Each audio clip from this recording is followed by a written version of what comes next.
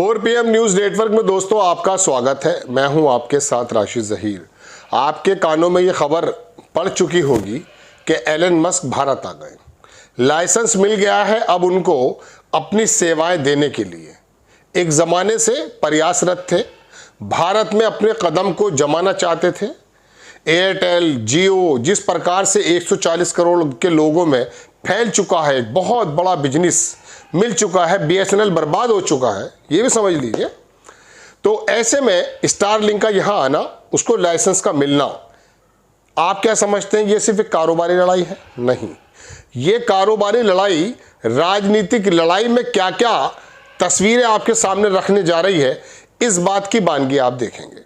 देखिए दोस्तों, बात ऐसी है, 2013 के आप अखबार पलटिए और आपने बारहा नेताओं से, पत्रकारों के मुंह से ये सुना होगा कि जब भारतीय जनता पार्टी का चेहरा बनाने की बात आई तो वहां अडवाणी साहब का नाम था, लेकिन नरेंद्र मोदी का नाम इसलिए भारतीय जनता पार्टी को प्रोजेक्ट करना पड़ा क्योंकि धन की जो व्यवस्था थी वो दरअसल नरेंद्र मोदी ने अपने दोस्तों के साथ, अपने मित्रों के साथ अरेंज कराया था।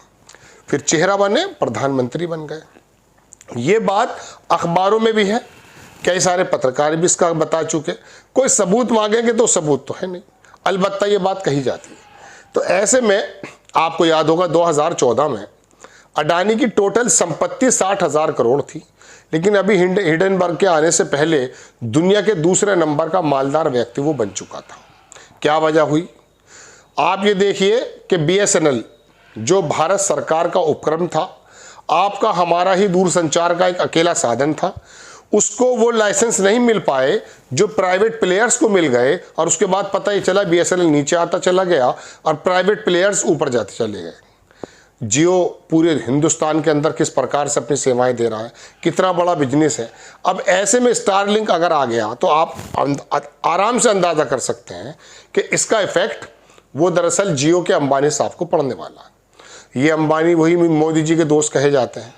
अब बात ये कि पहले तो ये बात आ रही थी कि साहब इन दोनों का वेंचर, एयरटेल का, जियो का स्टारलिंक के साथ हो जाएगा, लेकिन अब चूंकि लाइसेंस ये तीसरी कंपनी है, कल माधवराव सिंधिया के बेटे के मैं बयान सुन रहा था तो बता रहे थे कि ये तीसरी कंपनी है भारत की, इसको हम जो है लाइसेंस देने जा रहे हैं या दे दिया गया।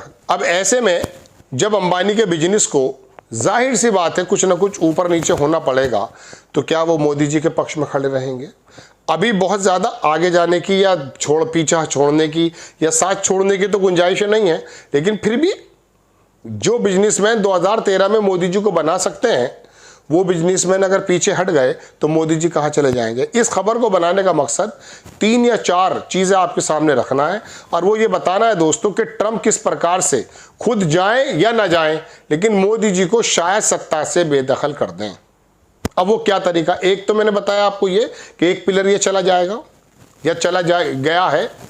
दूसरे में आप आ जाइए जनाबे वाला, अमेरिका की तरफ से ही एक ऐसी जांच बैठा दी गई जिसमें ये बात साबित होती जा रही है, हालांकि इनकार किया अडानी साहब ने, कि ईरान से सैंक्शन के बावजूद भी तेल को उनके मुद्रा पोर्ट पर लाया गया। वो तमाम स्पेस की तरफ से जो फोटोग्राफ्स हो सकते हैं वो सब मुहैया कर लिए गए हैं। अब बात यह है कि वो दिखाया तो जा रहा था ईरान में, लेकिन था वो इराक में। जो जहाज़ था जो लाने का काम कर रहा था, इस तरह से मतलब मेरी टाइम्स के अंदर अगर आप देखेंगे तो ये सब लोगों की रूटिंग मिल जाती है। अब उसकी भी कहानी खुल चुकी है। अभी पिछले दिनों आपको ये भी याद होगा कि अडानी साहब का एक फाइल खुल गई थी अमेरिका में, किसी तरह से उसको कम ज़्यादा कर दिया गया, लेकिन अब ट्रंप साहब पूरी तरह से एक्शन में। रोज़ाना वो मोदी जी के सामने के ऐसा मैं कह सकता हूँ सवाल रख देते हैं, मैंने कराया है, उनको घरेलू भी और अंतर्राष्ट्रीय भी बहुत ही ज़्यादा आलोचनाओं का सामना करना पड़ रहा है। अब ऐसा तो हो नहीं सकता कि RSS इस बात से बेखबर हो। दूसरी बात मैंने आपको ये बता दी। तीसरी बात मैं आपके सामने ये रखना चाहता हूँ दोस्तों, आपको मालूम है 50% स्टील पर टैक्स लगा दिया। पूरी दुनिया के कई मुल्कों पर लगाया, लेकिन कहीं 12 भी है, कहीं 15 भी है, लेकिन मोदी जी अब की बार ट्रंप सरकार कहने वाले मोदी जी, उनके ऊपर 50%। अब ऐसे में ये मित्तल है, उसने तो अपना जापान की कंपनी निप्पॉन है वहाँ से कर लिया जुगाड़, लेकिन यहाँ जो टाटा और मित्तल ये तमाम जो लोहे का और तमाम स्टील का जो कारोबार ज़बरदस्त तरीके से करते हैं, इनको ये बताइए कि जब ये ऐसा 50% लग जाए, कारोबार करना मुश्किल हो जाएगा। ऑटोमोबाइल्स और गाड़ियों की जो पूरी इंडस्ट्री है वो किस प्रकार से, मैं कह सकता हूँ, ध्वस्त होने जा रही है। एक ही झटके में चीन ने कह दिया कि नहीं देंगे साहब। अब वो रेयर जो अर्थ है, वो जो मिनरल है, वो नहीं मिल पाएगा अगर मिसाल के तौर पे, तो गाड़ियों के कारखानों की जो चिमनियों के मुंह हैं वो बंद हो जाएंगे। तो बहरहाल अब ये 3 चीज़ें मैंने आपको बता दी। चौथी चीज़ दोस्तों ये है कि अंतर्राष्ट्रीय जगत में और राष्ट्रीय जगत में ट्रंप साहब जिस प्रकार से मोदी जी की रोज़ाना छींचा लेतर करते हैं, उससे साफ हो गया कि अब भारत में मोदी जी का वो ओरा नहीं है जो ओरा किसी प्रकार से गोदी मीडिया ने बनाया था। क्योंकि सोशल मीडिया पर जो इंटरनेशनल लेवल की जो अखबारों की खबरें चलती हैं, जो खबरें मैंने आपको बताई हैं तमाम, मैं भी एक ज़माने से आपको बता रहा हूँ, उससे बिल्कुल साफ हो गया है दोस्तों कि मोदी जी के ओरा के अंदर बहुत भारी कमी आ रही है या आ गई है या आने वाली है। इसके पीछे कौन है? ट्रंप। ट्रंप ने अगर इन बिजनेसमैन के गले पर किसी प्रकार से कोई भी भींचने का काम किया तो सबसे पहला काम इनका ये होगा, इनके हाथ छूट जाएंगे। हाथों से कौन छूटेंगे? मोदी जी। 2013 में जिन उद्योगपतियों ने मोदी जी को चेहरा बनाकर प्रधानमंत्री बनवा दिया, अगर यही लोग अगर पीछे चले जाते हैं तो याद रखिएगा फिर मोदी जी का सर्वाइवल मुश्किल है। ऐसे में आरएसएस की भी भूमिका आ जाती है। आरएसएस की भूमिका क्या है दोस्तों? आप जानते हैं कि किस प्रकार के डिस्टेंसेस हैं। इनका अध्यक्ष नहीं चुना जा रहा है। आखिरकार अभी पिछले दिनों मोहन भागवत का बयान भी आया कि अब हम अपने अपने संगठन पर ध्यान देंगे। हम कोई अपना बंदा जो दरोगा ये भेजा करते थे, आपको याद होगा, संगठन के एतबार से इनका एक आदमी आता था प्रदेश में, देश में, और आकर के वो नज़र रखता था सरकार के कामों पर। ऐसे भी नज़र रखता था जो सतपाल मलिक ने, आपको याद होगा, कश्मीर में बताया था कि फाइलें लेने का काम भी किया था 150 करोड़ रुपए की। खैर, वो राम माधव का जिक्र कर रहे थे। तो आरएसएस के जो ये बंदे आते थे, प्रचारक, जो सरकार के काम पर ध्यान रखते थे, मुझे काशीराम का बाम सैफ याद आ जाता है बाज़ मरतबा। बाम सैफ, जिसने वाकई दलित उत्तेजना को, दलित की जो मैं कह सकता हूँ कि उत्थान को आगे बढ़ाने का काम किया। निस्वार्थ लोग थे, अपनी तनख्वाहों में से पैसे दिया करते थे और अपना जीवन लगा दिया था अम्बेडकर साहब के सपने पर। आरएसएस का जो मंथन है, आरएसएस का जो मकसद है, उसको बहरहाल हम अच्छा है बुरा तो बाद में कहेंगे, लेकिन उनके जो लोग थे वो या तो सरकार के अंदर ही सम्मिलित हो जाते थे। सत्ता बहुत बुरी चीज़ है। तो ऐसे में आरएसएस भी मोदी जी को इतनी ज़्यादा, मतलब मैं कह सकता हूँ, एक्सेप्टेबल नहीं महसूस कर रहा है जितना कि पहले हुआ करता था। ये तमाम चीज़ें आपको दिल्ली का या नोएडा का गोदी मीडिया नहीं बताता है, लेकिन ये तमाम सिनेरियो ऐसा बन रहा है दोस्तों कि जिससे अब मोदी जी का, बहुत बड़ी बात मैं कह रहा हूँ आपसे, लेकिन ये कयास है, पत्रकारों का बाकायदा जिक्र खैर चलता रहता है कि ये मोदी जी के लिए दिक्कत हो रही है। अब अगर ट्रंप इस बात को तय कर गए कि मुझे अंतर्राष्ट्रीय और राष्ट्रीय भी मोदी जी की छवि को धूमिल करना है, इनके साथ वाले लोगों के साथ मिलकर के उनके बिजनेस पर, इस जगह कारोबारी जो होता है वो किसी का नहीं होता, वो अपने फ़ायदे का होता है। ट्रंप साहब ने जब तक फ़ायदा मिला एलन मस्क के साथ में थे, और जब दिखाई दिया कि नीतियों को जो है थोड़ा सा इन्फ्लुएंस किया जा रहा, बाहर निकाल करके फेंक दिया।